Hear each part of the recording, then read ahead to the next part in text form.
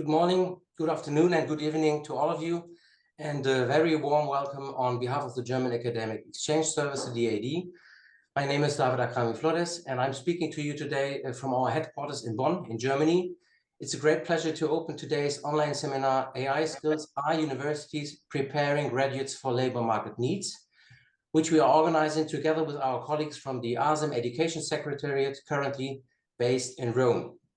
The event also forms part of DAD's Bologna Hub project, funded by the Federal Ministry of Research, Technology and Space. We are delighted to see so much interest from both Asia and Europe, which is a sign of how relevant this topic has become. Some of you may remember that over the past 2 years, we have already organized online seminars on AI in higher education, looking first at its impact on teaching and learning, and then at practical examples of how it is used. Recordings of both sessions are available and the links will be shared in the chat. Today, however, we want to move beyond the purely academic perspective. Our focus is on the link between AI skills and their application in the workplace. The guiding question is, do the AI skills students acquire at university really prepare them for the labor market? And just as important, do employers actually make use of these skills? To help us explore these questions, we have invited several distinguished speakers, both from business and from academia. And of course, we are very much looking forward to your contributions and questions as well. A quick word about our role within the Asia-Europe meeting. The DAD chairs the ASEM Education Expert Group on Digitalization and AI. This group brings together representatives from many ASEM countries and organizations, from universities and research institutes, ministries, student bodies, and funding agencies. Our mission is to promote peer learning and to strengthen Asia-Europe cooperation by collecting and sharing good practices in digitally enhanced education. Today's seminar is part of exactly that effort. With this, let me now hand over to Vera Lucke from the ASEM Education Secretariat.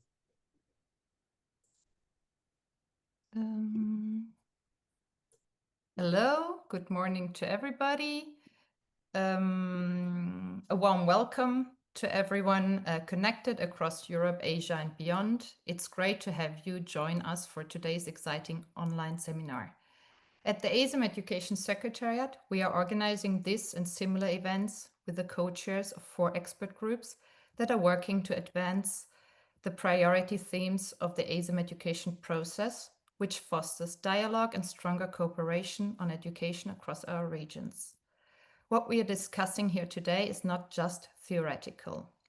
The insights and outcomes we generate from this seminar, along with all the other events and activities we are running, are brought directly to the attention of ministers of education and higher education at our biannual ministers' meetings, which with around 50 Asian and European countries that are part of the process.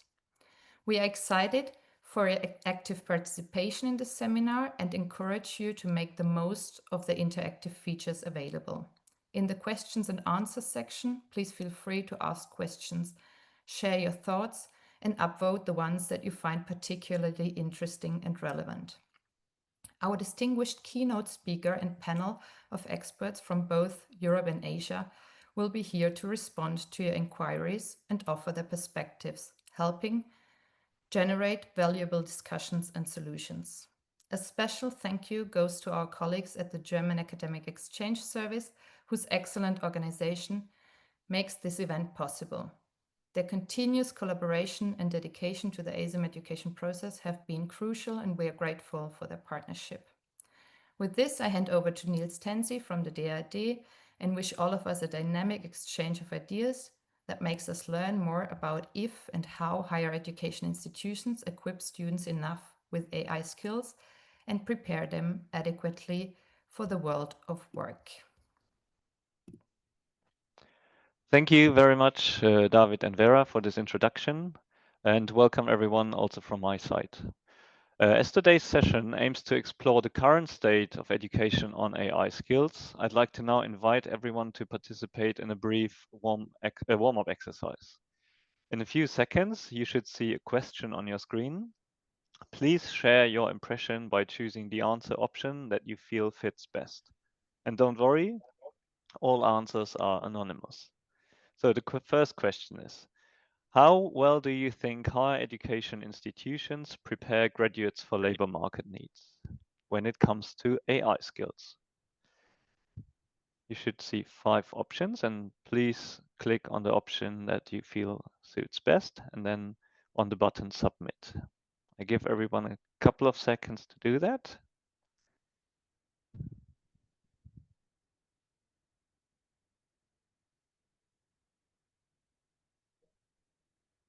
And now we should see the results. Oh, interestingly enough, graduates are moderately well prepared by AGIs is the most voted answer with 44%. And then the next one is graduates are poorly prepared by AGIs. So overall, the picture is not too great. Only a couple of people actually think universities do a good job. Then let's move to the second question. Here you have the possibility to pick multiple answers if you feel like it. And the question is, do you feel that there are aspects missing in universities' efforts to train graduates in relevant AI skills? Again, you can pick multiple answers before submitting. And I imagine, based on the first question results, that there is quite a few aspects that are chosen here. Again, I give everyone a couple of seconds.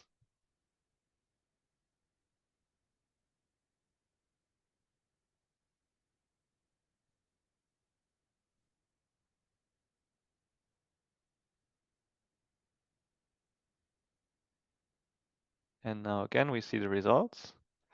Okay, 82% of the participants here think that the teaching staff themselves lack relevant AI skills. So maybe something for us to take on as well. Then the institutions lack financial and HR capacities. More than half of the participants think that. Closely followed by the idea that there is no space in the curricula to address the topic. And the other options are not chosen that much. Okay. Thank you very much for this. I think this already gave us a good starting point for today's seminar. But before we start with the presentations by our speakers, I have one final technical information. During the seminar, we warmly invite you to share with us your questions in the Q&A feature. For this, please go to the menu at the bottom of the Zoom window and choose Q&A. Now you should see a Q&A window where you can submit questions. Also, you can upvote interesting questions raised by others by clicking on the thumb. Those questions that are upvoted the most will be taken on by our moderator, which is Ruben Janssens. Ruben is a PhD researcher at Ghent University in Belgium, developing AI for social robots in the education sector. Ruben has been involved in higher education policy for many years, focusing on teaching and learning, digitalization, and students' mental health. Among others, he was member of the executive committee of the European Students' Union ESU, of the BFUG Working Group on Learning and Teaching, and the EUA Learning and Teaching Steering Committee. Dear Ruben, the floor is yours. Thank you so much, Niels. And thank you to Vera and David for the introductions as well. Good morning, good afternoon, good evening for me too. Thank you again for having me, and thank you all for being here. It's already the third of these public seminars on artificial intelligence in higher education. The past two have been very interesting. I've learned a lot from them myself as well, and I'm sure that we will today too, and I hope that all of you will find it interesting too. And we're going to kick off with our keynote from Shanti Jagannathan from the Asian Development Bank. Thank you so much, Shanti, for being here. Shanti is the director of the education team at the Human and Social Development sector of the Asian Development Bank. She has over 30 years in experience in international cooperation programs in school education, technical and vocational education, and higher education. From what I understand, the focus has been going more and more towards higher education in the later years, in the last few years, and she's been leading education policy and strategy work, focusing on many different areas of education. But interesting for us today is, of course, the digital transformation of education and AI in education. And she's been involved in over 30 countries in Asia and the Pacific, Europe and North America. So Shanti, thank you so much for being here with us today, and we look forward very much to your keynote. Thank you so much on behalf of Asian Development Bank. Many thanks to the German Academic Exchange Service and ASEMEdu Education Secretariat. Thank you, David, Vera, Stephanie, and all other colleagues, and distinguished panelists, colleagues, ladies and gentlemen. It's a great honor to join the conversation today on a very important topic. I must say that I come at it with a little bit trepidation, knowing how much actually I do not know in this evolving landscape. But what is interesting is that this is a shared journey, shared learning journey, and I very much hope this is one of several conversations together as stakeholders in making AI work for education and AI work for universities in particular. So thank you once again for having me here today. So let me just start with the fact that Gen AI is moving at breakneck speed, as we all know very well. There are several statistics, and I mean, just to quote an illustration, that there is great economic opportunity that's been identified for AI, which can add several $1 trillion in added productivity by 2030. And it's also interesting to note that in a survey of McKinsey, 92% of companies have indicated that they plan to increase AI investments in the next 3 years. But they also indicate that only 1% of leaders expect the AI deployment to have a certain degree of maturity in the sense that it will affect across the board business processes. So there's a lot of hype, there's a lot of interest, there's a lot of buy-in, but it's still yet to take root and to have a widespread effect. The global Gen AI in education market is also projected to grow at a very rapid pace and is expected to double by 2030. And it only shows that Gen AI is everywhere and all at once, and therefore having more deliberate and structured policies and actions will only benefit the sector. So the topic is really are universities preparing graduates for labor market needs? And I would say that yes, indeed, many efforts are underway. However, we also need much clearer vision and more specific goals and time-bound goals to actually reap and concretely deploy AI for greater educational results. So it's not just AI for AI's sake, because there is a lot of hype, let's face it, but how do we harness it to improve the outcomes and improve the results that we want in the education space? So therefore, before going into, what does AI mean for education and universities, I think it's also important to just take stock a little bit of some of the key challenges that the higher education sector is facing anyway. For instance, in many of the emerging economies in the world, especially in the Asia and the Pacific region, which is where Asian Development Bank and I work, there is evidence of significant graduate unemployment, which means that there are several mismatches, horizontal mismatches, as in those who are trained in a particular area or not working in that particular discipline or sector. And vertical mismatches mean that those who are trained trained for a particular level are actually working in job roles which are a bit lower. So this is particularly a lot of evidence of this from China and a few other countries in the Asia and the Pacific region. So therefore, the higher education system needs to perform better for assuring job returns for the educated graduates. Another narrative that's been enduring for some years now, and for which I will give an example from statistics from Manpower Global. 77% of employers in the APEC region in 2025 reported acute talent shortages, and the APEC region has a slightly higher talent shortage compared to the global average. So again, it's paradoxical, right? On the one hand, graduate unemployment, and on the other hand, employers are looking for talent and not finding them. So this is clearly an example of a growing and enduring mismatch between what universities are offering and what employers are looking for.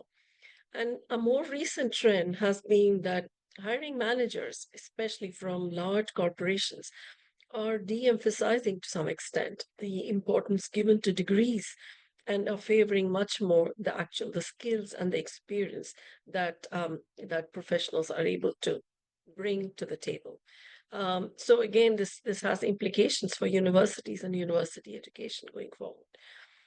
And of course, we all know that the very rapid rise of emerging technologies, particularly digital technologies, and the pace at which they are going obsolete or being upgraded calls for very continuous upgrading of and upskilling and reskilling of professionals in order to remain relevant in the job market. So this is a slide from the World Economic Forum's Future of Jobs report in 2025. It states that while 92 million jobs are likely to be displaced by AI, 170 million new jobs are likely to be created. This is a little bit for me, a little bit of a deja vu when there was a lot of discussion around the fourth industrial revolution and the impact on skills and jobs. It is similar to that. So on the one hand, there is going to be displacement, but the potential positive impact is also significant, which means that in order to tap that potential, the positive potential, concrete actions must be taken. So rather than worry, rather than ask, should we really do something about AI or not? And that's no longer a question. This is a sort of a train that has already left the station. Either you can choose like a commuter train or a high-speed train or a bullet train. But if you're not going to get onto any train, you're definitely going to miss the journey. So tapping the power of AI is a little bit like that. So it's not about should we do it or not, but it's about how to tap the power while at the same time mitigating some of the obvious downsides. The blue text is all the upsides, and the reds are somewhat on the downside. So the AI has great power in being able to influence the evolution of science, technology, and medicine, not just studies, but also its application in business and in solutions for development. And the AI can really strengthen and bring amazing returns in terms of personalized learning and increased student engagement, particularly in the context of Gen Z. That is a characteristic of digital natives. AI support to efficiency and effectiveness can also not be disputed, because it can really, through predictive analytics and big data maneuvering, can really help to position better policies, better delivery. And of course, each of these come with certain downsides that need to be managed and mitigated. So in a sense, we really need to look at more proactive and timely policies and preparedness. Both timely policies and advanced preparation is important to leverage the benefits that come from the deployment of AI, Gen AI, especially Gen AI for education. So I would mention that Japan has promulgated some certain policies and guidelines for Gen AI in education. And while there are guidelines for AI from the previous era, I think there's a lot more to be thought through when it comes to Gen AI, given its very unique structure and unique kind of ways of doing things. So I must say that in this presentation, I have used some AI-generated images and AI-generated text. Let's see if, if anybody is going to point out and roast me, and I'm also a little bit worried about that. But I did it a little deliberately to see, is it noticeable? Is it adding to the narrative, or is it kind of very obvious? As we all know that this has become an issue not just for university professors and lecturers, but also for students and other beneficiaries. So I think it's important to take timely action in regard to tapping the beneficial power of Gen AI. So there are already a number of AI guidelines and AI readiness indices that exist. So the important point is not to keep repeating the exercise, but perhaps pick up on something and tweak them and adapt them to the context. So let me then move to the role of universities. Universities are really have an important role to play in terms of having a structured approach to deploying, and of course also a safe approach to deploying AI for the benefit of education. And universities are at the forefront of knowledge creation, science, technology, research, innovation. So therefore, they really have a very important role in being able to tap the power of AI in the most responsible way, but also in the most exciting and innovative way possible. There's a number of ways in which universities are able to do this as creators of knowledge, as purveyors of the sort of skills and talent needed for the next generation. So it could be in a variety of ways that come together as a composite collection of competencies, composite collection of knowledge that students can acquire during their study. So I would like to think about 4 key areas. The first is around curricula and what can universities do to align degree programs. I mentioned here degree programs, but it's also now increasingly not just degree programs, but other types of programs which may be based on certificates or digital credentials, as the landscape around tertiary education is transforming so significantly. So if we think about, looking at, bringing the AI into the curricula, it could be done through specific specific disciplines, or it could also be through, additional modules. And so, many different universities have taken different approaches to doing that. And I've just collected a few examples for this presentation. So in Bangladesh, for instance, the natural language processing is used to analyze real-time job postings, and which offer insights for further curriculum design. In China, which has really been at the forefront of AI and how DeepSeek and other initiatives have really shaken up the world. So if universities have launched AI courses in the early part of this year based on DeepSeek, and in order to focus on areas that are considered of national strategic importance, whether it's in sectors or in frontier technology fields or fundamental science disciplines. So this is one way that we can consider doing that. In South Korea, which is again another tech giant, the government has launched the AI graduate school program to help cultivate world-class AI talent and strengthen national competitiveness. So in a sense, investments in AI is also an important, domain for strengthening competencies that enhance the country's national competitiveness. So second would be around on the topic of pedagogy, because the digital transformation has already brought to the fore huge innovations on how delivery of education can be transformed and made more interesting, particularly for the young generation. Gen AI only takes us forward even more. So how we can, at a very basic level, it's really important to look at integrating AI literacy across all disciplines. And I found this many countries and many governments, especially ministries of education, are also looking to create a certain foundational levels of AI literacy that can be rolled out across all disciplines. So in Japan, for instance, we found, in a recent visit to the Hoku University, which is ranked #1 by Times Higher Education for Japan, is an example of the AMID, or which blends AI, mathematics, and data science program. It's a new program that they've launched at the Hoku.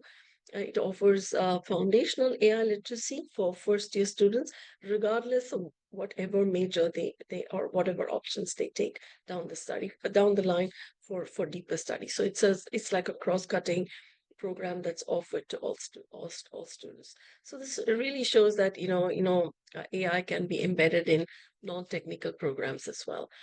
So in China, again, the development of the national level smart education platforms really helped to to create the climate for wider deployment of new tools and techniques leveraging AI, as well as personalized learning pathways, which are linked to specific streams, but also more broadly across different disciplines. But really looking at more intelligent tutoring systems. You all know that in some of the countries in Asia, the whole outside the classroom tutoring and support systems are very, very enormous, and they've also been disrupted quite significantly through AI. Third would be around assessment. How can we look at AI, Gen AI tools in the context of assessing the competencies that students are gaining in universities? So we really need to go beyond the sort of lectures and exams. So how do we have more agile and more continuous assessment of learning, and which also helps professors, lecturers, as well as students to really map themselves on a learning pathway, and how to cultivate also non-technical skills in the course of their study programs. So of course, in some cases it may not require Gen AI, but it's Gen AI can help to power some of the approaches around assessment systems, and more personalized assessments as well, to help students to kind of overcome any hard spots or any difficulties they have in pursuing certain lines of studies.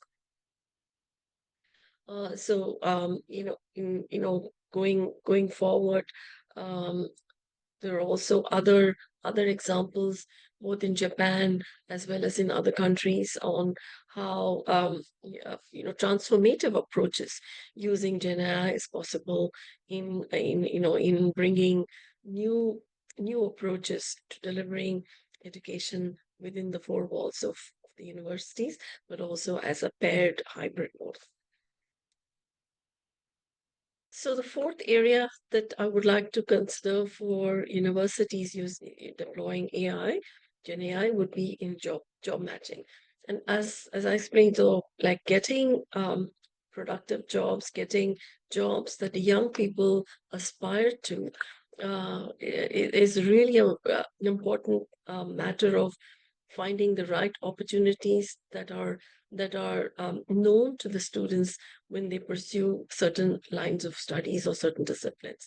So using AI for talent upskilling, but also for job matching platforms. So Brain Korea has been doing this. It's for some time now, and universities are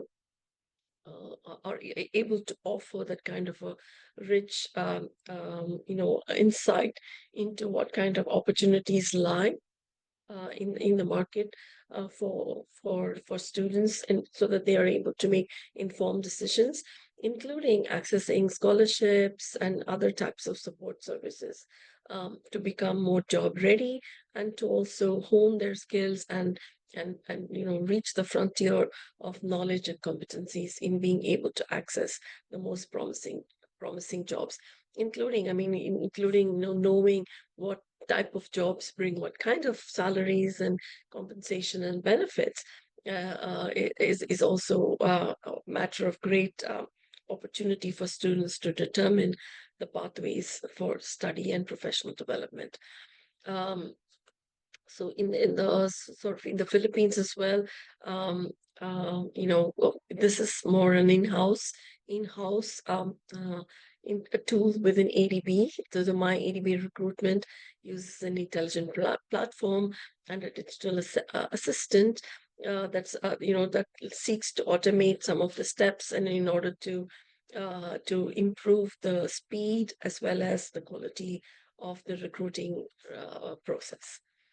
So let me now move to areas where I feel that universities should concretely think about deployment of Gen AI, and also the streams in which those policies matter. As I said earlier, the first thing is to realize that it's not about whether or not to look at AI, but really what kind of AI and for what purposes. So, for instance, there can be many hues and shades and opportunities, and each university and each learning institution could really identify and determine the kind of pathways that's best suited for their lines of study and for their students at hand. So it's not really to ask what only, but also how the deployment will be done in the context of teaching and learning. Another area Gen AI can play a really important role is to expand access to higher education beyond the four walls. Already, online learning and digital transformation have done that, especially in the context of low-resource countries, and also in developing member countries where ADB works. Tertiary education enrollment rates, gross enrollment rates are still quite low. For instance, the average gross enrollment rate for low-income economies is below 10%. For South Asia, it's about 29%. For high-income countries, it's like it's well beyond 70%. The EU is I think 79% or something like that. So by using Gen AI as well as digital platforms, there's a huge opportunity to expand access to higher education, which is the fundamental requirement for knowledge-based economic growth, and to maintain the sort of high growth rates that are prevailing in Asia. This can be a powerful tool. The other is like how AI can help to create more flexible and agile education training systems that are in tune with changing market demand. We all know that occupations are changing, pivoting, transitioning into low carbon pathways, greening pathways, and also the market forces are changing so rapidly. For instance, the rise of the gig economy and the platform workforce is tremendous. So how do we adapt the university and training systems to meet the demands of such changing labor market conditions? Again, more agile, more purpose-driven, and which are also offered through multiple means and more flexible pathways for even like workforce to upskill themselves to better access opportunities in the workforce. AI in the medical education has now really been established as a really powerful tool. AI can offer very realistic clinical scenarios without the risk of errors in terms of hands-on applications in the context of medical education. So again, predictive analytics, using AI for being able to predict the prevalence of diseases in individuals, but in communities, and to strengthen preparedness and to strengthen more prophylactic, treatments, and to really, help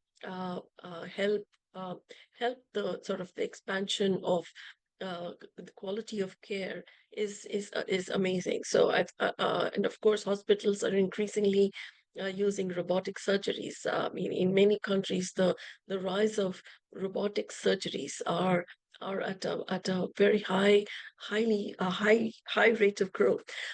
So all this really makes medical education a lot more AI driven and AI enabled. But again, it needs to keep in mind the downsides as well.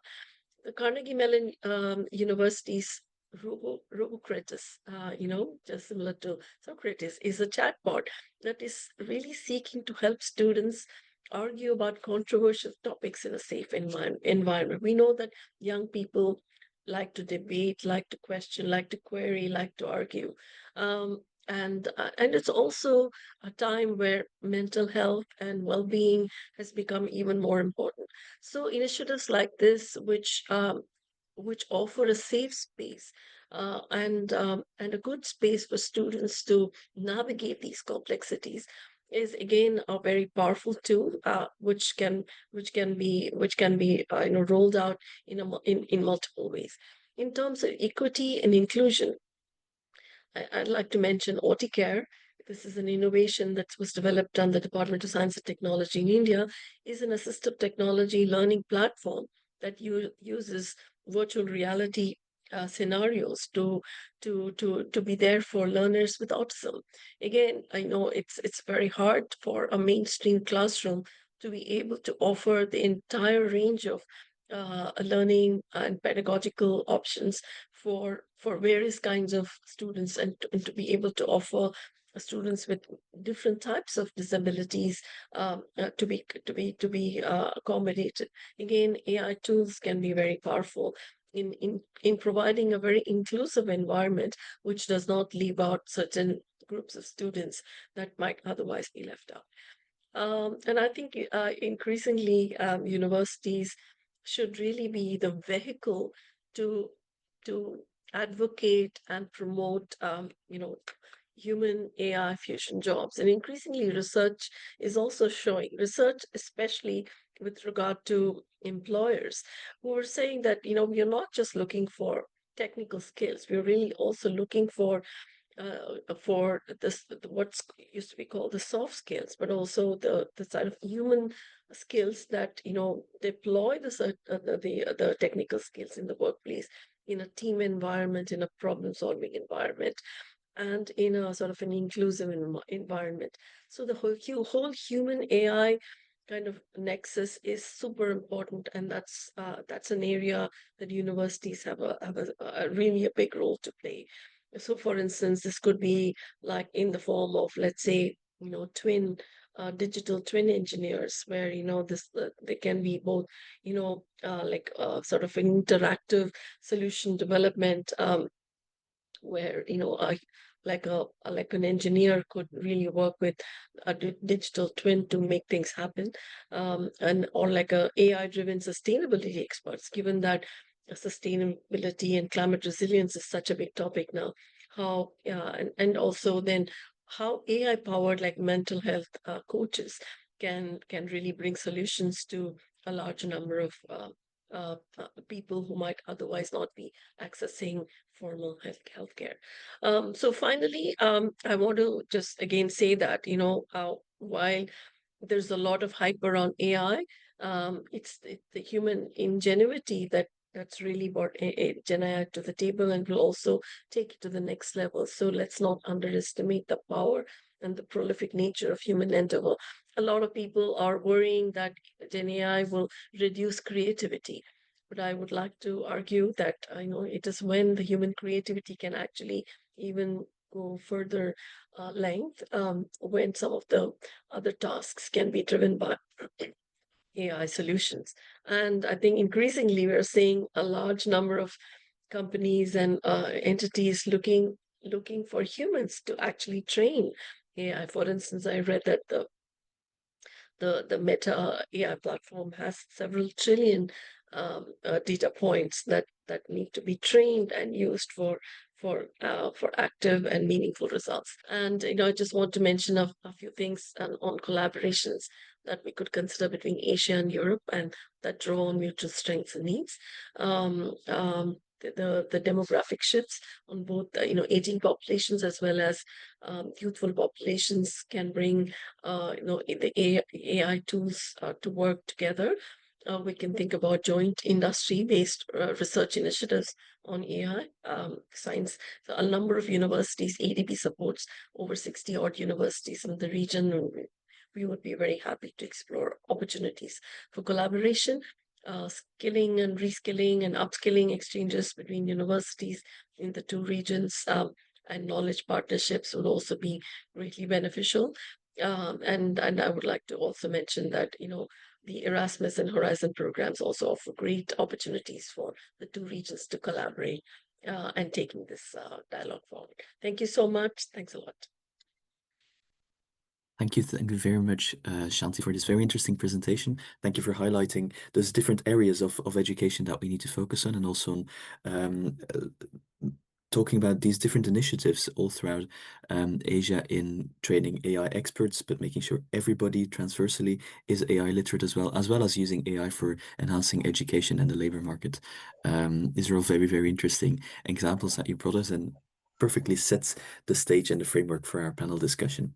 In the interest of time, we will go now to that panel discussion. There have been a number of questions asked in the Q&A function. Shanti, I can invite you, if you want to, you're very welcome to answer some of those in the chat, and we will take them in the panel discussion as well. So thank you again very, very much, Shanti, for your keynote speech.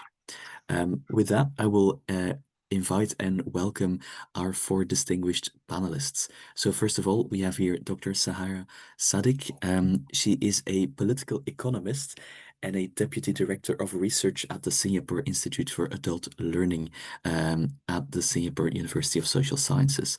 So Sahara focuses on AI skills and the future of work. She's been doing research about inclusive labor markets, and of course, essential to that is how AI is changing the labor markets. Her research spans diverse societies, so Singapore, Finland, South Korea, India, Vietnam, I've heard. And I'm very sure that we will hear from very interesting insights about how AI is changing the labor market. So welcome, Sahara. Thank you, Ruben. Then we have with us as well Mark Murray from the industry side. Mark has been an HR professional for over 25 years at various roles at various companies, and now he is the head of the Data and Digital Expert Group at the German Federal Association of Personnel Managers. So Mark, I understand, is a strong promoter of using IT in HR for process optimization, efficiency gains, quality improvement as a means to conquer aging workforces, and as a strong believer in lifelong learning. I understand he's also very interested in increasing the level of knowledge about digital technology and now, of course, AI in Europe, and collaborating across the world. So welcome, Mark. That's me. Happy to be here. Thank you. Thank you, Mark. Next, we have Jessica Buckley-Chaniard. She's the head of international projects and business development at TBS Education, the Toulouse Business School in France. She's also been working for over 15 years in international higher education, focusing on the transatlantic EU-US relationship, and now also on the relationship with Asia. Been leading Erasmus Plus initiatives, co-designing international short programs, overseeing international student integration services, been very active in this European Student Card Initiative and in Erasmus Without Papers. And she's very interested today in international collaborations to prepare graduates with the skills they need for tomorrow's labor market, including, of course, AI skills. So welcome, Jessica. Thank you very much. I'm happy to be here.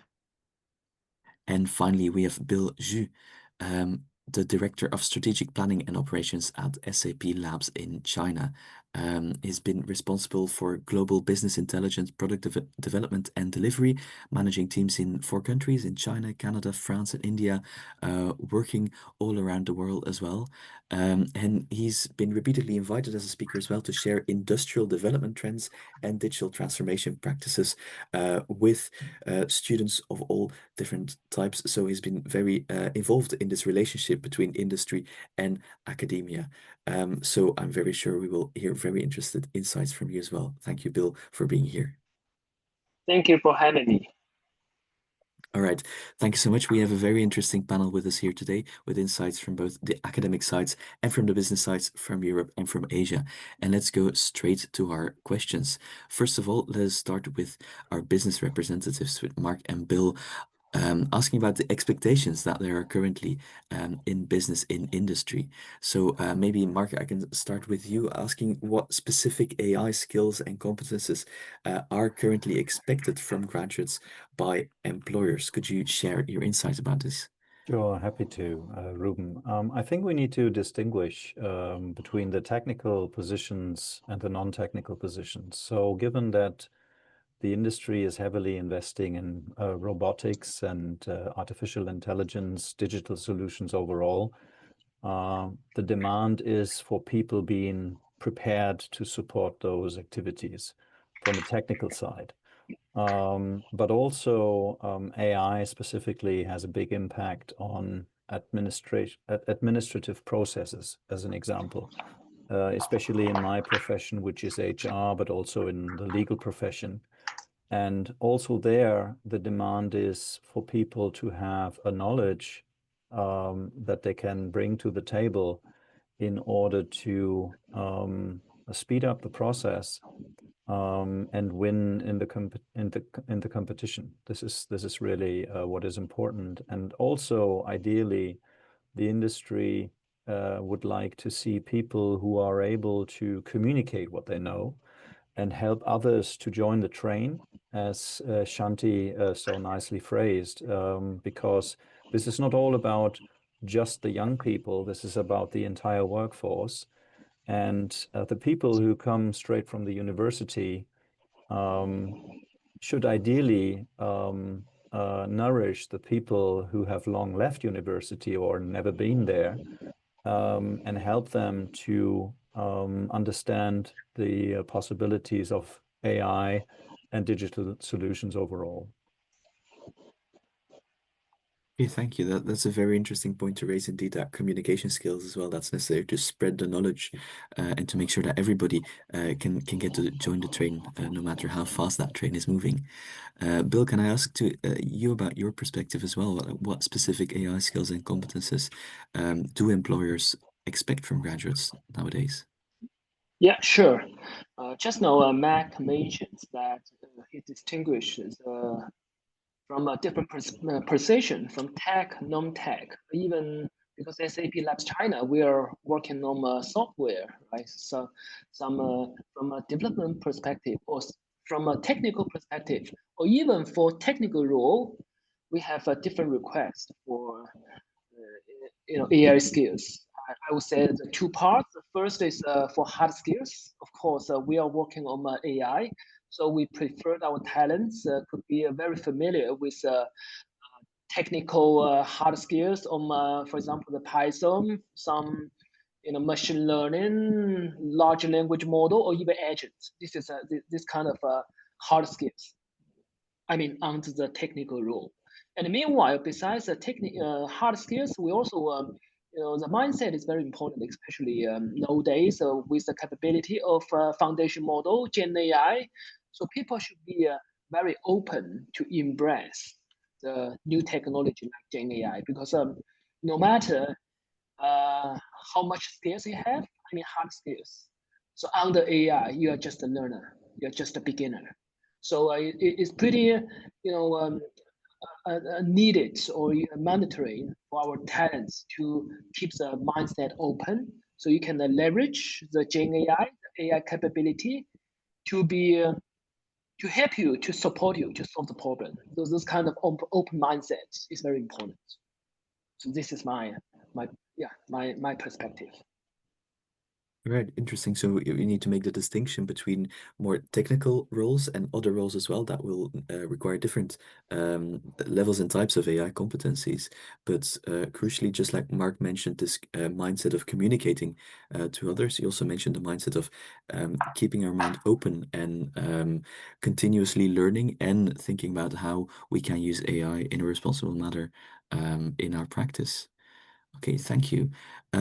Before I pass on the question next, I would like to remind all participants as well that we have a Q&A function. Please do submit your questions.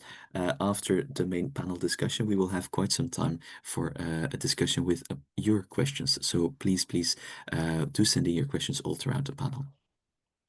Next, let me go to Sahara. Have you heard anything so far that surprised you, or is there anything you think about AI skills and competencies that are required for graduates to have in today's labor markets? Thank you, Ruben, and really interesting discussion we've had so far from Shanti. And what really struck me was the discussion on human fusion jobs. As someone working on the labor market, I would like to see more of those jobs. It's got to do with also what Mark and Bill are talking about, the difference between technical and non-technical workforce. I'm wondering if we could start blurring that a lot more, because where I'm actually seeing the opportunities are, and is that actually what people really need is ideas. And the ideas of how to use tech can come from the non-technical workforce simply because they are the ones very familiar with the domain. What is not possible, what is possible, what could not have been done what was not humanly possible before, their dreams, etc. So hence I and us here at the Institute for Adult Learning, we are really advocating for a fairer play between the roles of the technical and non-technical workforce in terms of how they can come together to create opportunities, come up with more creative ways of doing better ways of doing things, even creating new ways of doing things, and therefore taking our AI transition to a new heights in which we are solving problems that's available across all domains, and that this is no longer something that is just for the technical workforce to figure out, whereas the rest of us just adapt and make use of the systems they create, but we are co-creators. That's actually what my institute and my research actually points out, a need for us to build on, which actually means for AI and what graduates needs to do. It's actually, I feel, they are coming into work at a time when the ground is shifting from under their feet. Whether we like it or not, it's really a different type, a different place in which, as they are taught that they are getting into a kind of expertise, figuring out that what is it that they are actually getting into, that model of expertise is actually shifting. Think about HR practitioners, and as they are entering to become a HR practitioner, what they may have thought was a stable field is actually now being upended with HR analytics and what have you. So again, what I'm actually advocating is actually a fairer way in which capabilities are brought together from the tech and the domain professionals. And I think if we actually work towards that, and we actually also allow that this is actually a space for things to evolve and prepare the grads that this is not going to be stable forms of knowledge that you are going to enter into in the labor market. I think we are in a much more safer place. Okay, that's very interesting. I see that the other panelists also agree with this blurring between the technical and non-technical roles and the necessity for bringing those roles, those populations together to actually get those ideas of how we can use AI in the workforce, and keeping in track with that shifting ground of those fields that we previously thought were stable. Jessica, is there anything so far that surprised you or think is missing about those expectations about AI skills and competences? Okay, thank you. Well, one thing that I really appreciate being on the panel is that I feel there's going to be this natural alignment with all of us, which means we're on the right track. So here at TBS Education, we really focus on bridging technology with business strategy in a responsible way. And just by having that as one of our mission statement from the Center of Excellence, I feel that we've touched upon a couple of elements that were already addressed. So the bridge blurring, I feel like that's there. We've focused on the non-tech part, how we can understand technology, but use it for business strategy and decisions. And of course, we need to develop those soft skills that are there for managers and business leaders to be able to communicate across staff. So ethics perhaps hasn't been touched upon quite yet, and that is another extremely important element for us and for higher education institutions, to make sure that our students do graduate with the ability to approach AI through a variety of lenses.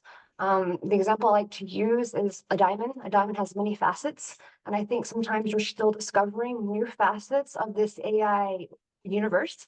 And we can have overarching principles when we assess or we talk about competencies, but then there will be these facet-specific competencies that universities also have to dive in.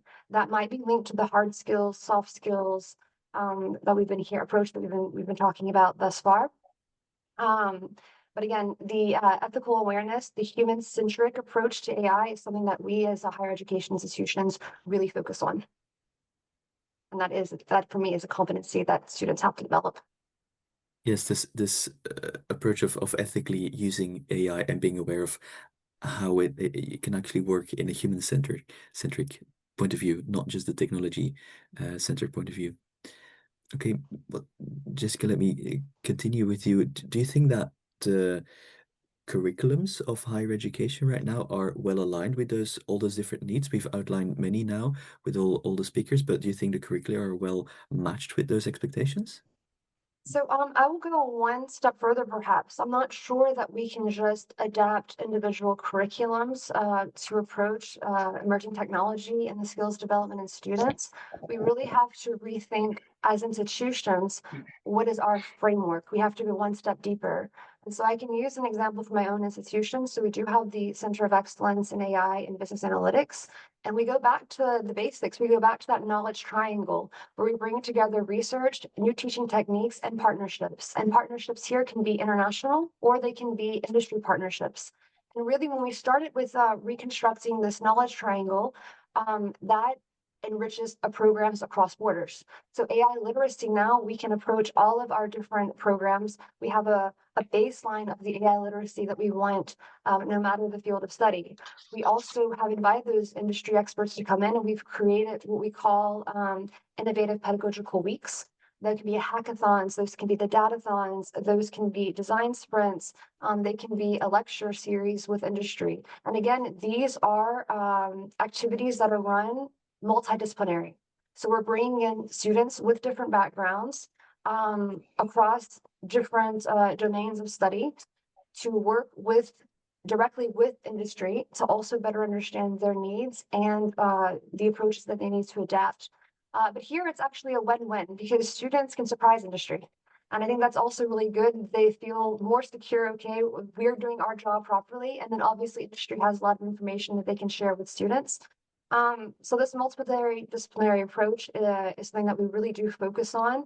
And I think to get there, having this approach is going to impact the curriculum the most. But in order to impact curriculum, you have to go back and think of the governance structure you have in place for the higher education institution when it comes to AI. Okay, interesting. So really changing the structure of how the institution works itself as well. Okay. In what ways have students surprised industry? Well, one of the examples that I can use is we talked about creativity with the keynote speech. We actually foster how AI can become a creative assistant. And I think whenever we had industry in and they were looking at our students and seeing how they were able to leverage AI as a creative assistant to overcome their challenge, I think that was a good surprise. Okay, very interesting. Cool. Sahara, how do you think that the curriculums in higher education are currently aligned with those needs that we've outlined?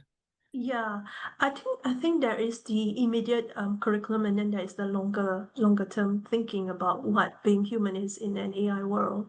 I think in terms of the current curriculum, the kind of adaptation and creativity, ethical reasoning, dimensions of those are being taught about. Probably not as fast as I would like to, but I know that that's being discussed in a lot of higher education institutes. How you want to talk about the use of AI in that particular discipline, how you actually want to focus on ethical reasoning of the use of AI. How do you also, and this is really very important in terms of the guardrails for protecting our cognition. And this brings me to the bigger dimensions that I think we need to look at very, very seriously in terms of tool design in AI, and its use not just in education but across society, about how cognition is actually strengthened with AI tools, kind of like blocking the door road of giving up thinking to the machines. We call this taking the thinking out of the thinking. That itself, it's a major approach and thinking that we need to do, because that's precisely what AI can actually do. It's not going for the simple stuff. It's actually going straight for the cognition stuff. And if you don't, in a way, facilitate a more structured process for protecting cognition, I think you may actually come to, in 10 years' time, an education system that may not have prepared people critically enough for engaging the cognition. I think the other dimension is obviously social, very, very crucial, because the ability for technologists to disconnect is there. And which means all the more that curriculum actually has to foster the social connections significantly a lot more. Hence, putting two and two, what I'm trying to basically say is that the longer term implications for what AI actually means for us as humans in terms of strengthening our decision making, in terms of strengthening our ability to connect with one another, is actually something that needs to be thought to more carefully, built in more deliberately into existing programs, so that we can actually create flourishing individuals, flourishing societies and communities. So making sure that AI strengthens our cognition and fosters social connections. And how can we do that concretely in the education that we are offering in higher education institutions? Yeah, absolutely. So it's almost like, I think one of the major things, and I happen to come from a university in which this is being taught about a lot.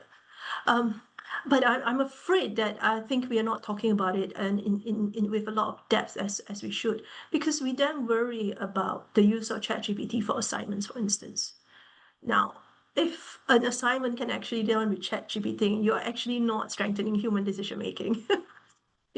So it's almost like we need to then think, what is the new assessment models that we need to build as part of strengthening human decision making, as part of strengthening social social skills in university education.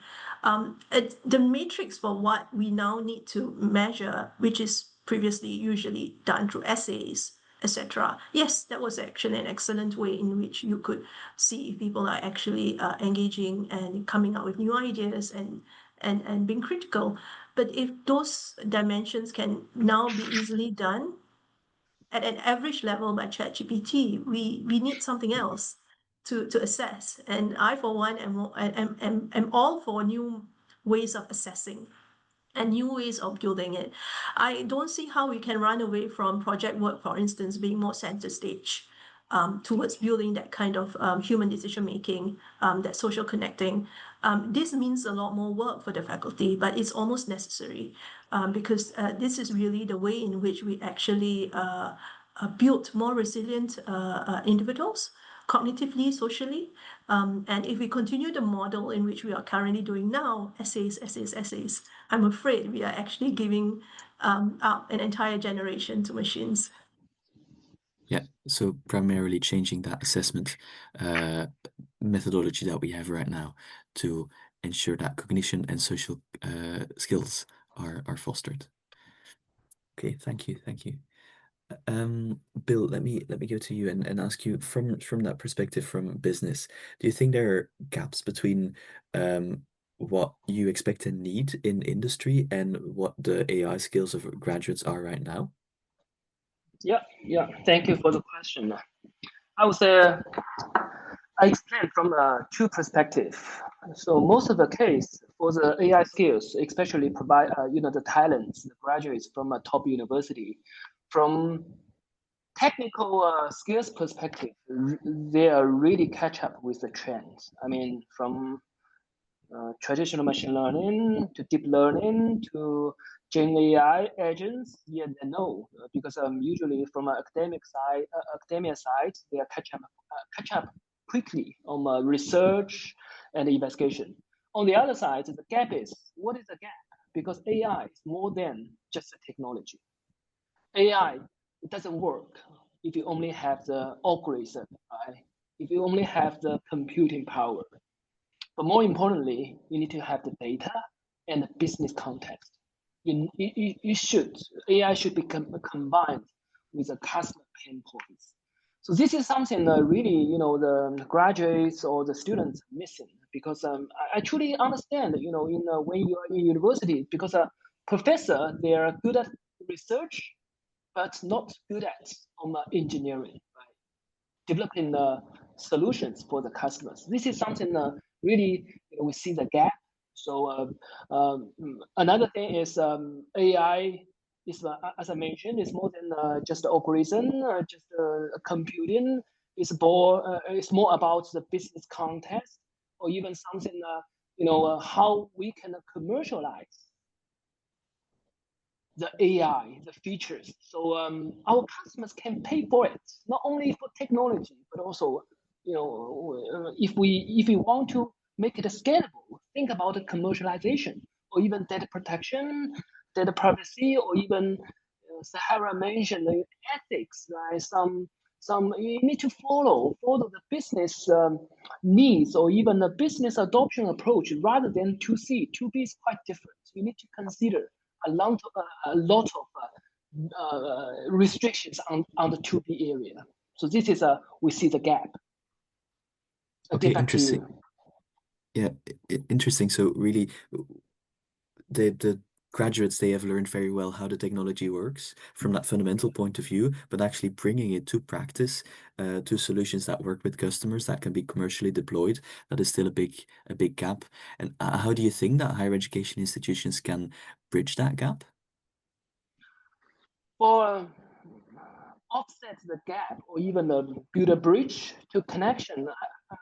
From my point of view, we need to encourage, or even give some special program to connect the higher education institute to the industry, to the company. I just take example for SAP.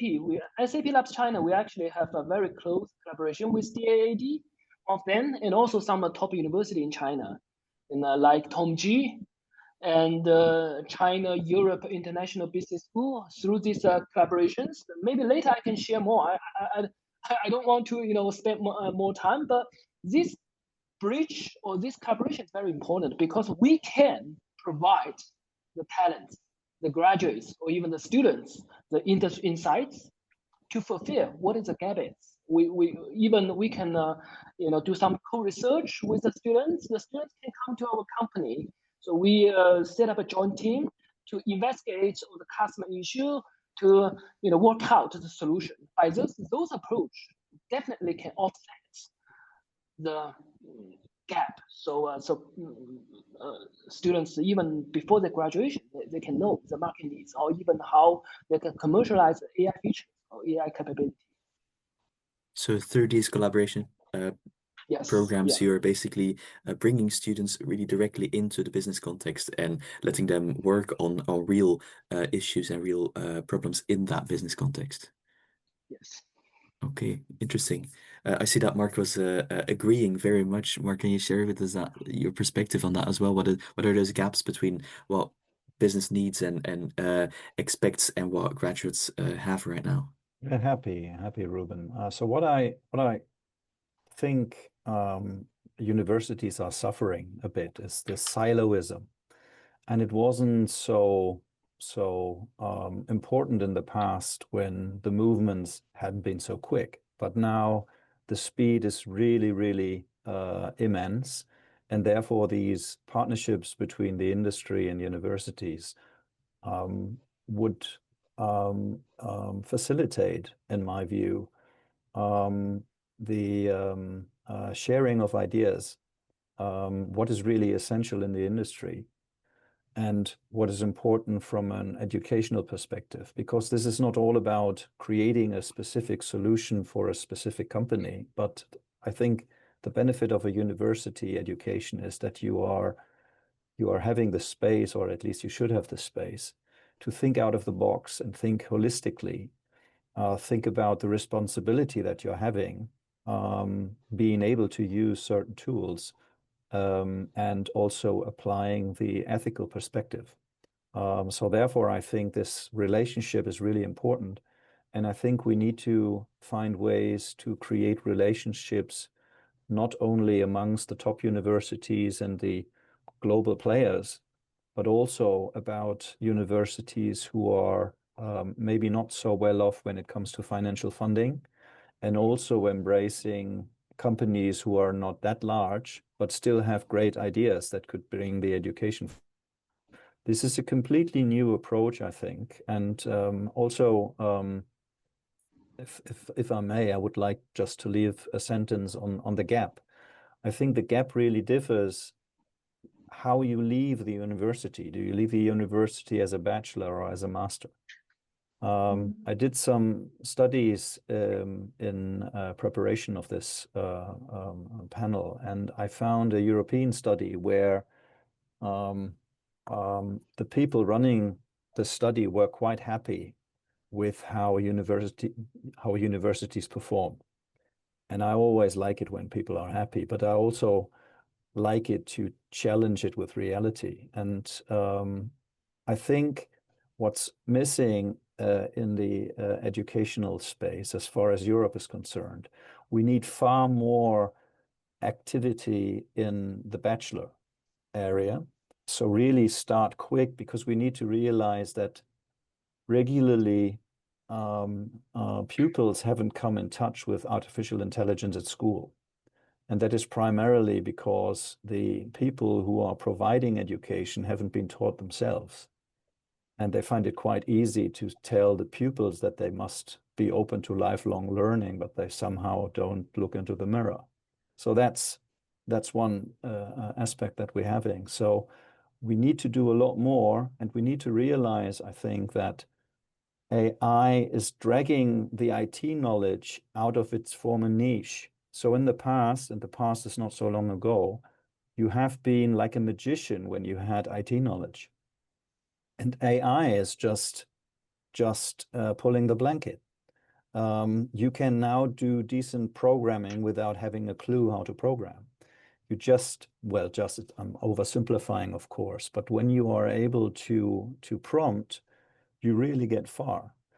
And I think what we need to understand is that, and I like this phrase from Sahara, this blurring between the industry and university, or the knowledge holders, the former IT knowledge holders, and the people who are actually having the cases.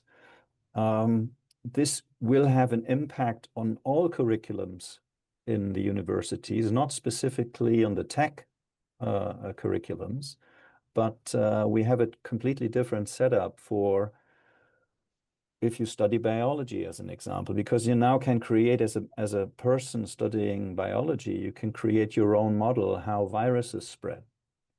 And that needs to have an impact on the educational program. And also, or especially, the students need to understand, what is the power I'm getting that I now have this tool available? So what is my responsibility in this? And it's nothing just focusing on the youth, the idiotic, excuse my bluntness, but this idiotically labeling of digital natives, because we need to embrace the entire communities, also the people who have long left university. They are part of the play. And everybody needs to understand that you need to apply AI responsibly, ethically, but you need to do it. If you're not you're waiting on the platform and the train is off. So you're talking about how now it's necessary that everybody has these AI skills, right? That there's not IT professionals and people that don't know anything about IT. Well, And basic skills, you need to have the interest, not so much the knowledge. This knowledge starts with interest. And if people think that AI is just for the geeks, just for the people who are eating pizza in the basement and programming, and you never see them, that is no longer the case. It is an impact for everybody. That's the first thing I think that needs to happen, and then you can learn. Should we employ different strategies then to bring that AI interest and those basic skills to everybody? Then we need to bring IT skills to everybody, because that has been going on for a while now as well, right? Most people come in contact with IT tools, not from a fundamental point of view, but people use them. Well, right? yes, people use them. If you take Excel as an example, people use Excel. Many have no clue what a pivot table is, so using it and using it well is a big difference. Okay. And I think, yes, we need to kind of start an awareness program that AI now available is not a new mobile phone you can talk to. That's part of it, but that's not all of it. It really has an impact on everybody's life. And I think what is important is that you should apply a positive element. So really to energize the people wanting to learn about it, not necessarily become an expert, and take away the fear. Because if people are too fearless or too fearful, they will not immerse themselves into it, is what I think. And this goes to universities. You need to start somewhere. It should go further into schools, not too early, because doing it too early is a harmful thing, but that's a different story. And it then needs to embrace the people in the workforce. They shall not think this is not for them just because they are, I don't know, 50 plus. If you're 50 plus, you still have a couple of decades to live on this planet. So don't think this is not a story for you, is what I think. Sorry, I'm Absolutely, talking making too sure. much. I think it's interesting to go in this deep dive and learn and think about how we can bring that AI to everybody. And you mentioned as well, not starting too early, but maybe in universities we need to start earlier, and definitely in the bachelor's also bringing to that industry context. Sahara, I will go to you. You've raised your hand, but I was planning as well to go now back to your perspective, please. Yeah, no, I mean, I just like very struck by what Mark said because I completely agree with him. So, the capacity for curriculum to absorb the changes at the level of what AI means for that discipline, it's really what we need for our grads. It's almost creating it as we go along because things are fluid, etc. But some fundamental thinking, and us being in universities, we should have a way of thinking about such stuff in an emergent way. And I'm going to say, what does it mean for psychology? There will be implications for what AI then bring to the psychology field. What does it mean for political science? And what does it mean for materials engineering? In every of this discipline, there is an implications when it comes to AI because that's what AI is, general purpose technology across, and it will change practice. And the moment it changes practice, if you are actually building up that practitioner now in universities, you have to equip them. And the other thing I just really would like to resonate with what Mark is basically saying. It's not just the grads, the entire workforce. And this is also a new model for the university that I would like to see more of, because the ability then, because if this is what's going to happen in the world of practice, it will affect the average person, the average professional, as much as the grads. And you have more of the average professionals than you will have of grads in any case, which means you need a new way in which universities play a very strong role in providing that kind of professional education across lives too. Now I know I'm going to be hitting at things like funding and stuff like that, but it's almost like this is necessary. On our part in Singapore, we are one of those that have embraced universities as institutes for continuous learning. It's a lot easier for us here to be making such proclamations, but that doesn't ignore the fact that actually the curriculum needs to be rethought and think about not to take away the fundamentals, but to add on what does it mean when there's AI. I'll stop this. Yeah. And how can we concretely approach this? What kind of strategies can higher education and business employ to make that link, to make sure that the entire workforce, not just graduates, but also across different disciplines, engage with AI and how that will change their practice? Would you like me to answer that, Ruben? I can Yeah, say yeah, something, and yeah. Mark probably, and Bill and Jessica would have Yeah, lots to say yeah. too. It starts from having a stance. in faculty. That's at the core of it, right? It starts from having a sense. What is that amount of additional time you are prepared to put in when looking at the impact of AI on that particular field? And it starts also with the capacity of the faculty. And I think the survey at the start of it, Ruben, when you put it up, was Neil, when Neil put it up, was very telling, right? Like everyone says that the faculty is not ready. And that has to be part of the preparation. It's not just the grads, right? It's all of us. And the faculty will have additional space to basically look at this, look ahead. And I really like what Bill basically says, bring the industry with us into academia. No other way out of it, right? Because we are all working on something that's emergent, and our ability to bring other experts into curriculum design, being very much understanding that we no longer have that monopoly of what this expert in this area is, being humble, and that is a very important part of the equation. Okay, thank you. Yeah, maybe Yeah, I Bill. add Yeah. something. Yeah.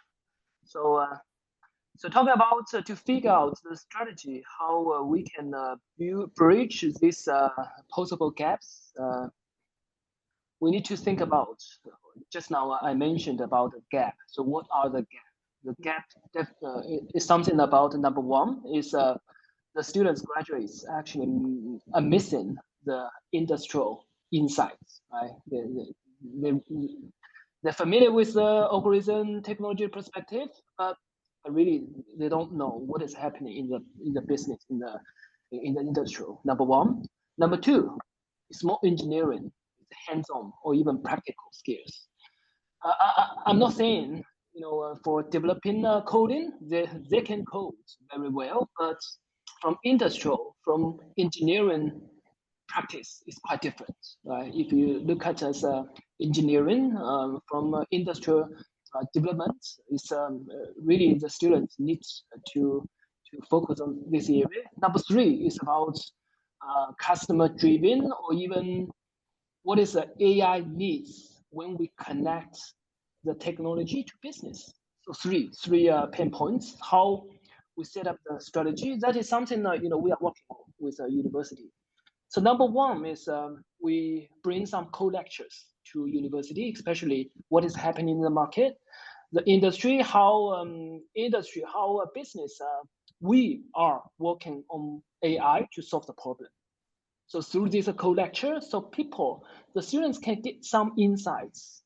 So what is the technology trend and how the business, how the industry are leverage AI, right? Number two, we for the hands-on practical skills, we have the code talent program that every year, even every month, we recruit an intern. We even have the vocational training program that the students can join SAP when they are junior students in the university, or even when they are working on the first year in the master's degree. So they can join SAP as a vocational training program. So they can have as a student and half of the SAP employee. So by this approach, they have the opportunity to join the team to do the code development. They know how they can get more practical skills. This is number two. And number three, so through the code research or co-innovation, we give the opportunity to our colleagues to work with our students together on customer innovation projects. So they join the workshop, or even some hackathon discussion with our customers. They get more familiar with how they can leverage AI instead of only technology, but also they can figure out how they can implement AI in business context and figure out the commercializing model for the technology itself. So talking about, you asked about the strategy, I would say 3 parts to address the pain points. Number one, co-lecture, bring the insights. Number two, co-talent, to build the practical skills for the students. Number three, co-innovation and co-research. So people can definitely have the experience to work on the problem to figure out a solution. Perfect. Thank you for these very concrete strategies. I think that's very, very interesting and useful. Jessica, please. To reinforce what you said, yes, so industry is and academia are meeting in the middle. We are able to co-design, co-create. But how do we impact what Mark was saying about smaller companies? So we'd also do this through a living lab concept. So really the immerse problem-based solving, the companies will give us their data. The students can work in real life industry scenarios, but then we also bring industry back for the assessment. And so we talk about functional AI competencies. So that's kind of how we phrased it, where we want to make sure that companies and academia are coming together to identify what is functional. So maybe not tech, non-tech, but are they able to function and use this AI skill to meet the market needs? So I think that's a very, I wanted to share that with you, that this living lab can also have a local impacts, which is also something that's very important for higher education and institutions, I think, around the world. And then coming back to what Mark had said about the undergraduate program and the bachelor program, and kind of coupling together with Sarah, it's we talk about learning how to learn. So we have to teach students to learn how to learn. And this kind of is so this is a well thought out, this is a process, a learning technique that I do believe fosters curiosity. And once you've given the students the ability to learn how to learn, then this moving target that is AI, or trying to rapidly commercialize a new technology, which you mentioned, the students are more apt to be able to do that. And part of this process is, I'm going to go back to peer-to-peer. We have communities, even with, for us, the staff at GBS Education, we have a peer-to-peer community that focuses on AI, new articles, new tools, so that we can, even just a small coffee, 15 minutes, and I've learned something and now I can apply it. And I think that learning how to learn and this type of community building can also be very an added value for companies to also put that in place. Okay, so this learning how to learn, you organize that through, for example, small community events, informal events, meetings where people share things they have learned, like putting this structure into place that can bring that learning? That's part two. Part two would be have the communities together once I've learned how to learn. So learning how to learn is going back to the basics. So we talk about curiosity. We talk about what do you do when you arrive to a problem. We try to dissect critical thinking. So we go back to speaking in public, expressing your idea, going to the basics of communication. So really all of those social skills that Ciara was referring to at the beginning, that's really your baseline. If you can't communicate, if you can't critically think, if you do not know how to learn, if you don't know how to learn or what your next step is, then how can you move further along the learning journey? So this is, and then peer-to-peer is once you've gone through that, well, peer-to-peer, I'm thinking critically, I'm going to question you. Are you sure? How often did you test that? Those questions that I can apply to an operational problem that I'm having, but communicate it to you, even though you're in a different field. That's ultimately the types of dialogue we want students to have, because that's going to be the most impactful takeaways. Okay, brilliant. Thank you.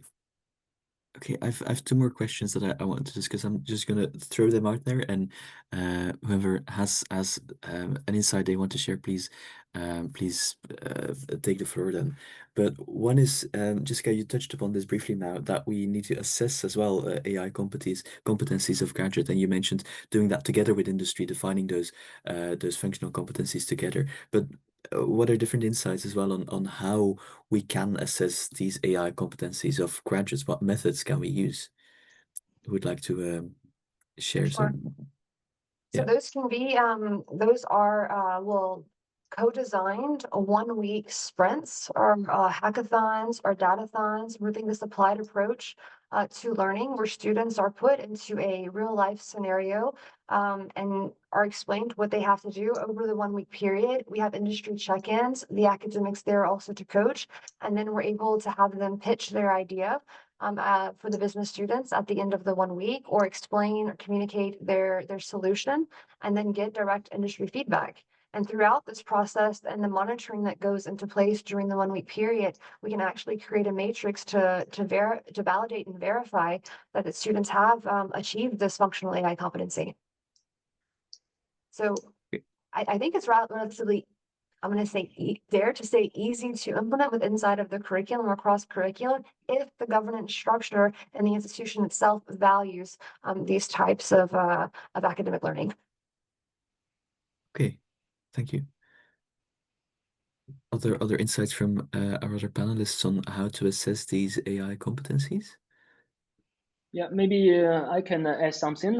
Jessica mentioned definitely very well that compared with previous examination or even test questionnaire under AI, it definitely need us to create a very innovative way to do the assessment. So traditional way, every examination is not applicable. So for when we face AI. So in addition to Jessica mentioned about the code challenge hackathon or even code development or peer review, I just want to add one approach we are doing is just now I also mentioned it's about we recruit the colleagues. We recruit the students when they are in a junior level in a bachelor's degree or even the first year in a master's degree. So vocational training, they join SAP. So we will enroll them in our daily work. I mean, assign them into the different projects for developing the AI skills through the journey. I mean, spend even 1 year. I mean, of course, it's not a full-time employee, but they will definitely participate in some of the development work. So after 1 year, when they graduate, so we will do the assessment based on the feedback, the contributions, or even the development work they have finished. What is the quality? So based on this kind of on-job going evaluation, so we will consider whether we will convert these students into a FTE after their graduation. This special approach but it's very practical way. Okay, on the job assessment, really, on the job, in yes. in that environment that they will end up in as well afterwards. Yeah. Yeah. Okay. I'm being a bit more deliberate and in not answering your question yet, Ruben. But I take both Jessica and Bill's points, and I want to add on to them. I love what Jessica is talking about, that kind of environmental hackathons. I love what Bill is saying about that, being in the work environment and some of the stuff that you can actually create and build and be assessed on it. I actually want to take it one step further around then as institutes of higher education, universities, what do we then do which is more where do we bring in things about reflection? Where do we think about, assessment of ethics dimensions around, are we strengthening human decision making? Now, this is what we can bring and add on to the existing processes that tends to be what's happening in companies already in that sense. What we can add to it for the ethical dimensions of what AI is at work, so that we create and maintain a certain set of standards that is really hard once you reach industry. Once you reach industry, Bill, you will agree with me, right? It's a bit hard, but the university environment can provide that. University education can provide that in that sense. And so I would say I'd like to add, if you can have what Jessica says, you can have what Bill has, and then we add on to it the ethical dimensions that we then create as part of the curriculum and the assessment that comes with it, which includes self-assessment, peer assessment, even expert assessment. Then I think we'll have a very strong ways in which AI competencies are actually developed. Just may respond to that. One amazing way to achieve that is through the internationalization of these hackathons. So you have the hackathon taking place, we have industry input. Now we're bringing an international element to it. And through bringing international elements, you're bringing through local cultures, local values, and that then starts to spur the discussion of ethics or perspective. And this, I think, is also very important. Perfect. Thank you both for raising that. Mark, you mentioned as well earlier that university can be and needs to be this place to reflect and think outside the box and look holistically as well. but you want to add something too. Yeah, I just wanted to add that to me, what's also important is that we are thinking about the element of communication, because you have this relationship between companies, big or large, universities, big or large, but not everybody is part of this relationship. So we need to find ways to easily communicate the findings so that people understand what is the right behavior, so to say. Also to facilitate company internal conversations when maybe some things are not moving into the right direction, that you can say, here, look what the market is doing, without being the Weisenheimer, but to make it easy for people to see good developments and not so good developments without necessarily becoming a part of a relationship. Because as I said earlier, it's quite hard for mid-sized, especially small-sized companies to become part of the play. They are lacking the resources to effectively contribute, but we may ask them to read articles on the internet. So communication to me is an important responsibility, especially for the universities. Absolutely. Thank you. I will throw one last question at all of you before we go to the Q&A, and we'll bring in Shanti back as well for the Q&A. So to the audience, please keep posting your questions and upvoting those that you are interested in through the Q&A function. Our last question that I wanted to discuss here is, we've mentioned that very fast pace of change.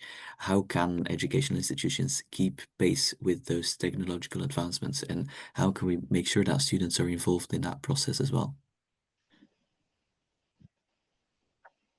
Well, if I may start, I think what is important is that we understand this is not all for graduates.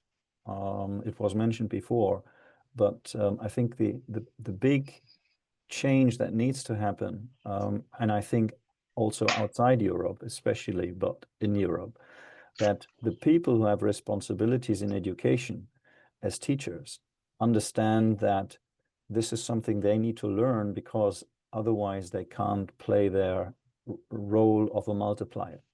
When I think about my own time at school, I learned Latin. That is kind of maybe important to, I don't know, for whatever, but maybe we need to challenge that, because we need the space to actually educate the educators. And we cannot have people teaching Latin because that happens what they were educated in themselves. We really need to look at the calendar, and in the calendar, to me, it says it's 2025. So people wake up and learn with joy and spread the news. If I may, to add to that, we're talking about the higher education institution's response. I've heard that word being used quite a few times, but what if we were able to anticipate? And if we're able to anticipate what industry needs will be, then we are keeping up with technology. And this can be done through having academics who are well trained, of course, but having them sit as chairs inside of industry, or have a role within industry itself that's going to help them see, they're going to be, in it.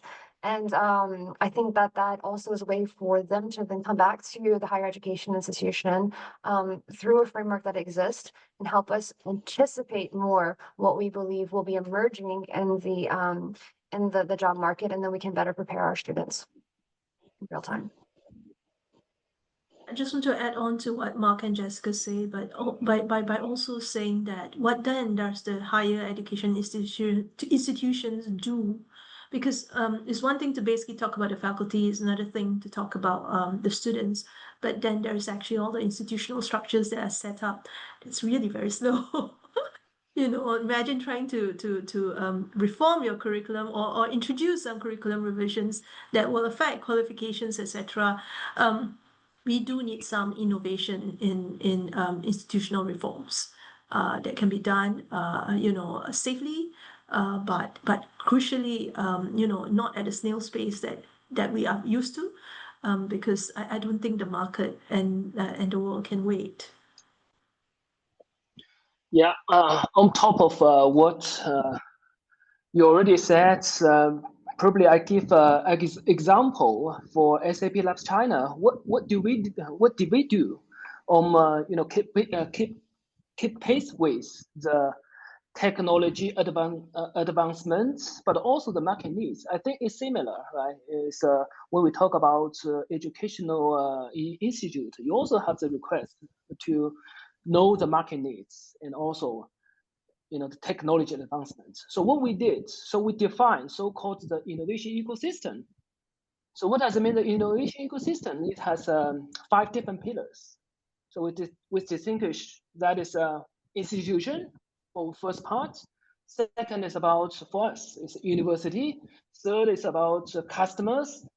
Fourth is partners and ecosystem. Oh, sorry, the startups. So those are 5 pillars we defined the innovation ecosystem, because by those different participants or even the partners, we can get insights on the market or even the technology. For association, of course, right? They are doing mostly researchers, so we can know more about the technology trends or even technology insights. For university, of course, right? University, for SAP, we are collaboration with university, not only for talents, but also for research topic and even for some industry knowledge specifically university are working on. So customers, they can provide us the insights, their needs, or even their the market needs or market trends that we can working on.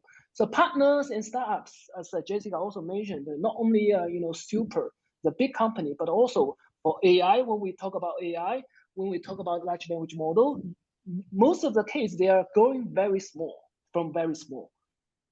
Booming up takes very less time.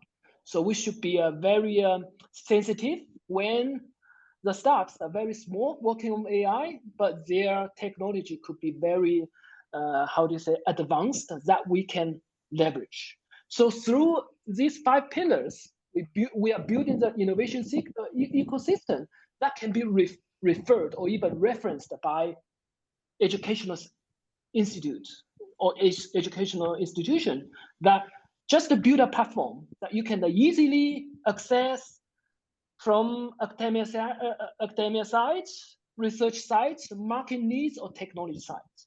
So this is my recommendation, or even what we are doing from SAP Labs China. I would say whenever we talk about reform, you need to also find your lever that fits your higher education institution. So here at the business school, we have the international accreditations, and I think that they are also doing a lot to modify their indicators or to improve their objectives that then help us reform, because we want to maintain those international accreditations.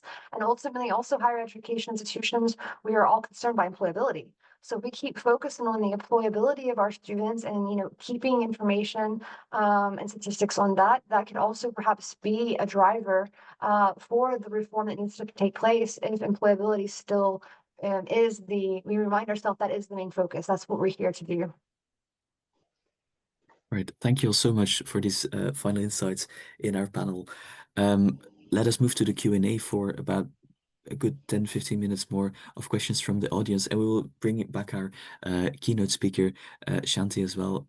Thank you for joining us again. Maybe I will start with you. Do you have any reflections on what we've discussed here in the panel so far? And to the audience, please keep submitting questions and upvoting those that you find interesting. Maybe just two quick ones. I think many people spoke about the role of industry in taking this forward, and I think that's really, really important. Whether it's universities are the most important, playgrounds for creating knowledge, and if it's to be relevant to job markets, we really need industry participation. So I endorse that very strongly. And also increasingly, there are university-led innovation ecosystems where industry is being invited to join as a more integral and a more, influential partner, and I think somebody said co-create and all of that. So I think those are really very valuable opportunities to pursue. Okay, thank you. There have been a number of questions asked in the Q&A, and I'll have a look at which ones are most upvoted, and I will again share them with all the panelists. And please take the word if you have any interesting insights to share with us. So maybe first one, a question. Beyond just technical proficiency, what future-proof AI-related skills should students focus on to remain adaptable in this rapidly evolving labor market? So beyond technical proficiency, what other AI-related skills are important? I would love to take that one, if you don't mind. I think it's really important to talk about judgment. You can't go wrong with judgment. Whether it's an AI world or non-AI world, judgment is such an important part of being a practitioner, being a human. That dimension of being able to judge is a very important capacity to be built in a university education. I think the second one that you really will want to build on is the social skills. And I say this from a position of concern sometimes, being also having young people on my team, the comfort level to really engage in social conversations, to co-create together, to meaning make together, ideate, etc. It's a very important skill set, and it becomes really important, especially as we are entering a world in which things are so emergent. No one has the monopoly of answers. You definitely won't have one. You have to co-create it with the people. We have to figure it out together as a team. So I would say judgment and social skills are so important for thriving in this world. Thank you. Yeah, as an HR manager, I can only confirm, and knowledge, the willingness to transform organizations, I think, is key, because we need to be aware that as helpful as AI solutions are, they impose quite a threat, and they can create anxieties. And if people are able to see those and mitigate those, this will be a big strength going forward. And also communication is a very important element, because a number of people will find it hard to keep up the speed. And if you're able to communicate well and simplify things sensibly, so to make people understand and take away their fears, this will be a strong key competence, I believe. And from my side, I can talk about mindset. And that's something that we also do focus on, is everyone trying to help them develop an entrepreneurial mindset.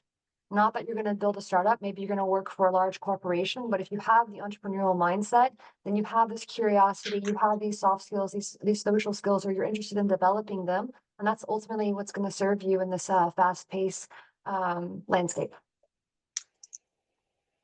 Yeah, maybe I add 2 points. I'm not sure whether prompt engineering is a technical perspective or not technical perspective, but definitely, what I want to highlight is AI is there, but first of all, we need to know how to talk to him or talk to it, she or him, right? So to guide the AI to support you. So this is a so-called the prompt engineering. You need to know how you can explain your guidance or your question. So this is I don't think it's quite technical, but really some techniques inside, right? So you can guide the AI to do his job. The secondly is about although Gen AI is protective, that almost everyone, both on site or online, we are relying on AI for daily work, but really want to remind people that never give up your dependent thinking. So this is a mission critical. So this is as a human being, you never lose your dependent thinking. Otherwise, you will be taken advantage by AI or controlled by AI. Okay, 2 things. It's a very important message. Thank you. Shanti, any thoughts on these non-technical skills that are important? You answered in the chat, but please, if you want, you can answer here as well. Yeah, non-technical, I mean, increasingly employers are also, all the surveys are saying that technical skills also go obsolete very quickly. So they're saying, oh, we can train them on the technical skills, but the mindset approach, the critical thinking, the problem solving approach, and also the kind of creative coexistence, working well with others, problem solving together as part of a team and not try to pull down others while you're in the job. So those are also being identified as really important. And I think one way that I think some institutions and industries are trying to solve is to give concrete problems to solve. Okay, this is the problem, this is the tool, go solve something or come up with some creative solution, come up with it together. And increasingly, companies are also saying, rather than compete, collaborate. So that kind of mindset, and being in tune with the sort of the humanistic side of things. I don't know to what extent that can really be taught, but I think those are super valuable. Here's a problem, go solve it. I like that. That's a very important mindset. Maybe one more question from the audience. We just have a couple of minutes, so please, short answers if that's possible. Do you all think that the skills mismatch in AI is a structural issue, or is that just part of the natural learning curve when starting a career? Because we've been talking a lot about employability and skills that are important to have in industry, but of course this is a problem that's been there for longer than we've had the AI that we have today. Any thoughts from our panel? Is that just a structural issue, or is that maybe a natural part of transitioning from education to being employed in industry? Yeah, I'll start first, and I'm sure my panelists will add on to it. I do think it's a structural issue.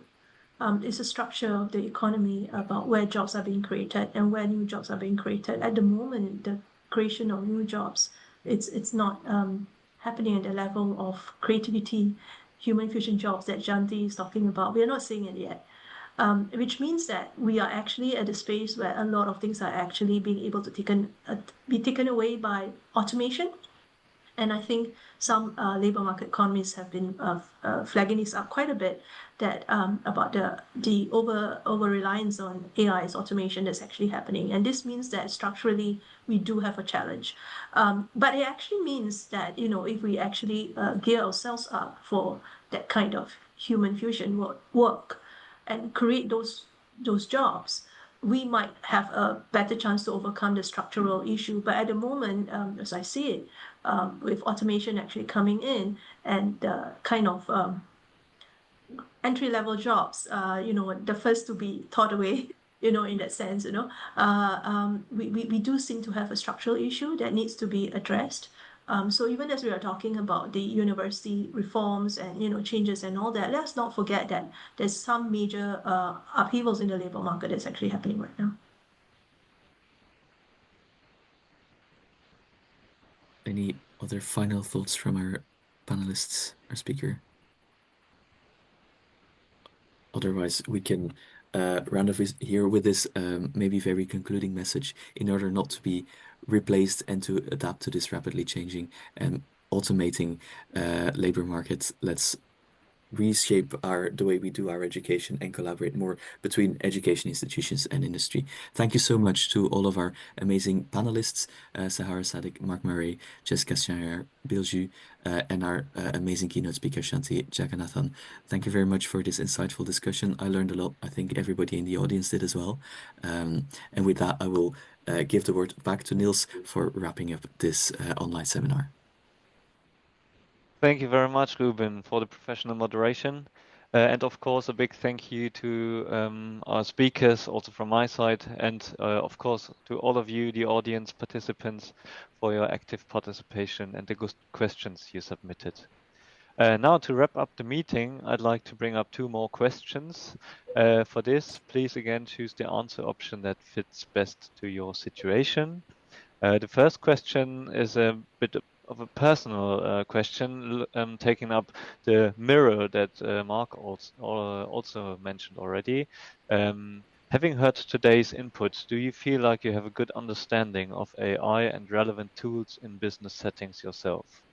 Don't you feel like it, or do you maybe feel like Superwoman or Superman when it comes to AI in higher education? Again, we give everyone a couple of seconds. And when you've chosen your answer, then please push the submit button at the bottom.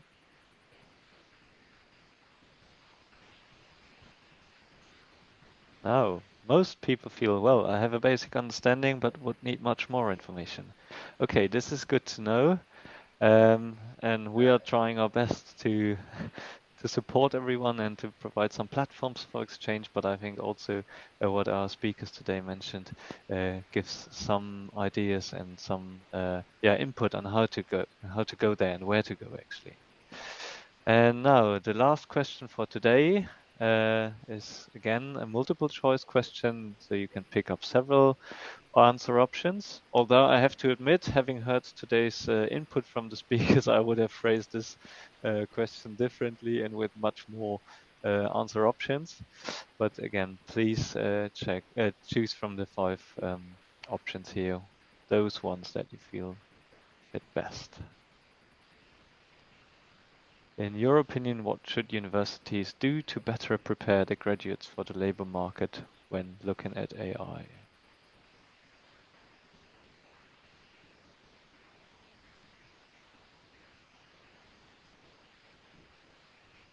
Okay, now let's take a look at the answers. So, 2/3 of the participants say that we should integrate AI skills into all study disciplines. And a bit more than half of the participants think that we should raise awareness on the relevance of AI, a topic that has been touched quite a bit today also in the discussions. And we should seek close ties with employers in designing AI teaching. Okay, thank you very much, everyone, for sharing your views. We've now reached the end of today's online seminar, but before you leave, we have one final request. When you exit the meeting, a feedback form will pop up.